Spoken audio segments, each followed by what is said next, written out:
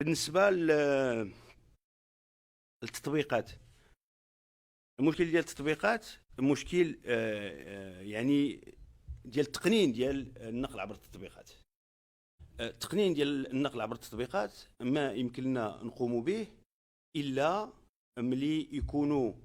جميع المتدخلين في النقل الجماعي من سيارات أجرة كبيرة صغيرة، من حافلات، مستعدين باش هذا النقل هذا يدخل للسوق. خصنا نعرفوا بانه المنظومه ديال النقل ديالنا في المغرب عندها خصوصيات، والتاكسيات الكبار والتاكسيات الصغار راه تيقوموا بواحد الخدمه جد مهمه بالنسبه للمواطنين المغاربه، لانه راهم هما اللي ينقلوا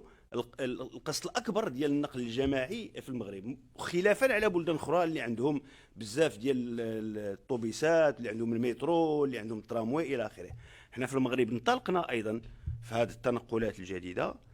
الوزاره تتعمل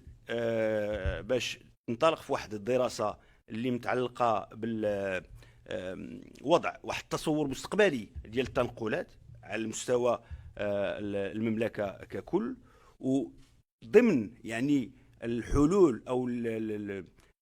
القضايا اللي غادي ينزل بها هذا الميثاق هو كيفاش بغينا نتعاملوا مع هذه الطرق الجديده ديال التنقل، ولا سيما داخل